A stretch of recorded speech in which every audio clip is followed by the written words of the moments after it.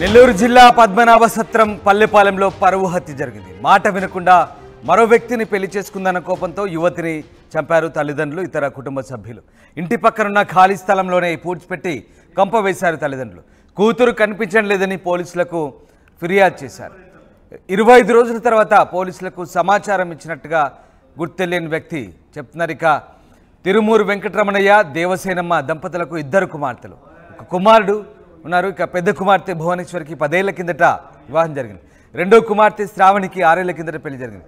భర్తతో విభేదాల కారణంగా తల్లిదండ్రుల దగ్గరే ఉంటుంది శ్రావణి. ఈ క్రమంలోనే నార్త్ అమలూరుకు చెందిన షేక్ రబ్బానీ బాషాతో పరిచయం ఏర్పడింది. అతన్ని పెళ్లి చేసుకుంది శ్రావణి. విషయం తెలిసి శ్రావణితో గొడవపడి కొట్టారు తల్లిదండ్రులు.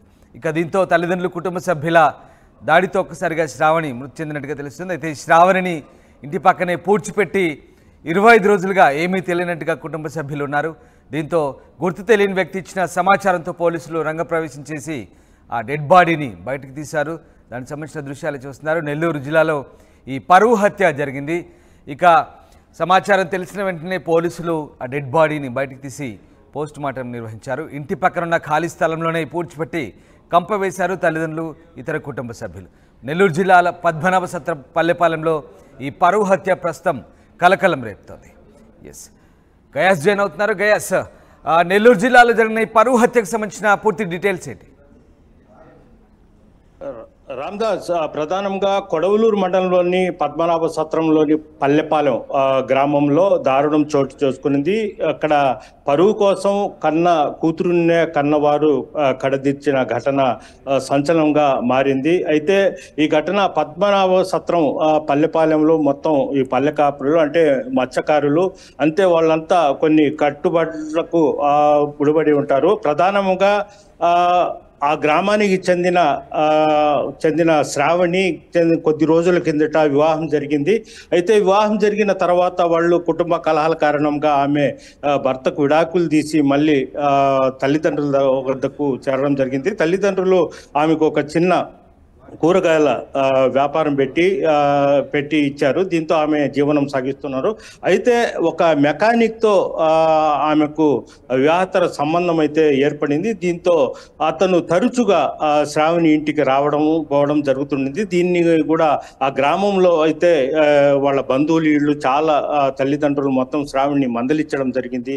అతను మెకానిక్ ఎందుకు వస్తున్నాడు, అతన్ని రాని బాధ్యత కూడా ఆమె ఎంతవరకు కూడా శ్రావణి అతన్ని రావాల్సింది అన్నట్టు పట్టుబడడం జరిగింది. అయితే తల్లిదండ్రులకు అదేవిధంగా శ్రావణి మధ్య గొడవ కూడా జరిగింది. ఈ నేపథ్యంలో గత 20 రోజుల కిందట శ్రావణిని వాళ్ళ తల్లిదండ్రులు ఇంట్లోనే కొట్టడం జరిగింది.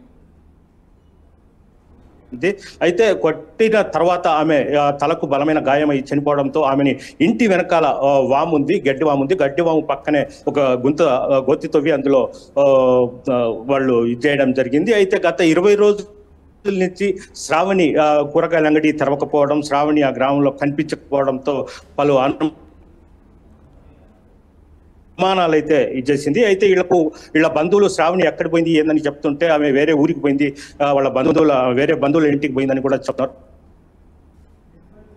అయితే ఈ విషయాన్ని ఆ గ్రామస్తులే కొంతమంది ముందుగానే పసిగట్టి 100కి పోలీసులకు ఫోన్ చేయడం జరిగింది. శ్రావణిని వాళ్ళ తల్లిదండ్రులే హత్య చేశారు. మృతదేహాన్ని వాళ్ళ ఇంటి వెనకాల వామిదొడ్డి పక్కన ఒక గోతి తవ్వి అందులో పూడ్చివేశారు. మీరైతే విచారించండి దీని మీద అన్న వెంటనే పోలీసులు రంగంలోకి దిగి వాళ్ళ తల్లిదండ్రులను విచారించడంతో అసలు విషయము బయట.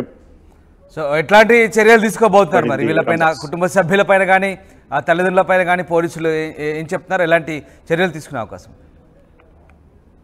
అయితే రామ్దాస్, వాళ్ళు ఏంటంటే పోలీసులు తీసుకుని పోయి తల్లిదండ్రులకు మందలించిన వెంటనే వాళ్ళు జరిగిన విషయాన్ని మొత్తము చెప్పడం జరిగింది. అయితే కేవలము తమ మాట వినకుండా ఇది చేస్తుంది, మేము ఊర్లో తలెత్తుకొని తిరగాలి కదా, దానికోసమే మేము ఒక దెబ్బ కొట్టిన వెంటనే తలకు బలమైన గాయమై చనిపోయింది. దానివల్ల ఏంటంటే మేము భయపడి మా ఇంటి వెనకాలే వామి తోటి అక్కడ ఒత్తి తవ్వి ఆమెకు బూడ్చి పెట్టడం జరిగింది అని కూడా వెంటనే వాళ్లకు చెప్పడం జరిగింది. అయితే పోలీసులు వాళ్ళని అదుపులోకి తీసుకొని విచారిస్తున్నారు. దీని వెనకాల ఇంకా ఎవరైనా ఉన్నారా, వీళ్ళు భార్యాభర్తలు అంటే తల్లిదండ్రులు ఇద్దరు కలిసే ఆమెని వామితో గోతి దూవడం కానీ శవాన్ని పూడ్చడం కానీ వీళ్ళిద్దరే చేశారా, వీళ్ళకు ఎవరైనా సహకరించారా అనే కోణములు కూడా పోలీసులు అయితే విచారిస్తున్నారు. మొత్తం మీద పోలీసులు వాళ్ళ అదుపులో ఉన్నారు, విచారిస్తున్నారు. దీని వెనకాల ఇంకా ఒకరిద్దరు ఉండొచ్చని కూడా పోలీసులు అయితే అనుమానిస్తున్నారు. ఇది కేవలము పరువు హత్యగానే పోలీసులు దీన్ని కేసు నమోదు చేస్తున్నారు. Ramdas. Right, yes, thank you guys. Nellore జిల్లాలో పరువు హత్య కలకలం రేపుతోంది. మాట వినకుండా మరో వ్యక్తిని పెళ్లి చేసుకుందన్న కోపంతో యువతిని తల్లిదండ్రులు కుటుంబ సభ్యులు కలిసి చంపి పక్కనున్న ఖాళీ స్థలంలోనే పూడ్చిపెట్టి కంపవేశారు. దీంతో అటు కూతురు కనిపించడం లేదంటూ కూడా తిరిగి పోలీసులకు ఫిర్యాదు చేశారు. 25 రోజుల తర్వాత ఓ గుర్తు తెలియని వ్యక్తి పోలీసులకు సమాచారం ఇవ్వడంతో ఒకసారిగా పోలీసులు రంగంలోకి దిగి తిరుమూరి వెంకటరమణయ్య, దేవసేనమ్మ దంపతులను కుటుంబ సభ్యులను విచారించడంతో అసలు విషయం బయటపడింది.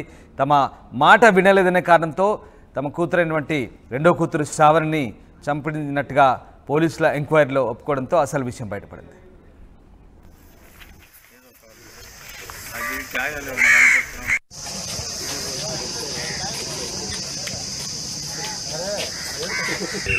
పల్లిపాలెం గ్రామంలో తిరుమూరి శ్రావణి అనేటువంటి ఒక వివాహిత గత 20-25 డేస్ నుండి కూడా అదృశ్యం అయిపోయింది, కనబడట్లేదు.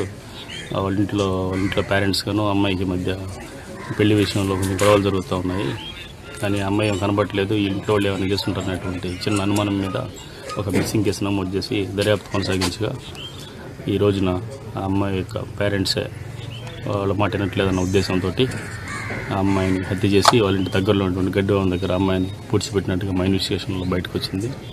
అందుకు గాను ఈ రోజున ఎంఆర్ఓ గారి సమక్షంలో అట్లాగే ఫోరెన్సిక్ డాక్టర్స్ యొక్క సమక్షంలో బాడీని బయటికి తీపించి ఎగ్జిబిషన్ చేసి అన్నీ కూడా పరిశీలించాం. బాడీ కూడా ట్రేస్ అయింది. అట్లాగే ఈ హత్య ఎవరెవరు చేశారు, ఆ హత్యకి ఎవరెవరు సహకరించారు అనేటువంటి కోణంలో కూడా మేము దర్యాప్తు కొనసాగించి కేసుని ముందుకు తీసుకెళ్తాం.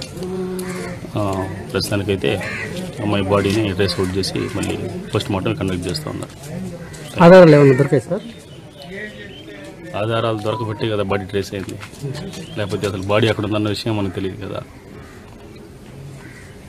అంటే కొట్టారా అది దర్యాప్తు కొనసాగుతూ ఉంది. ఏ విధంగా హత్య చేశారనేటువంటిది తదుపరి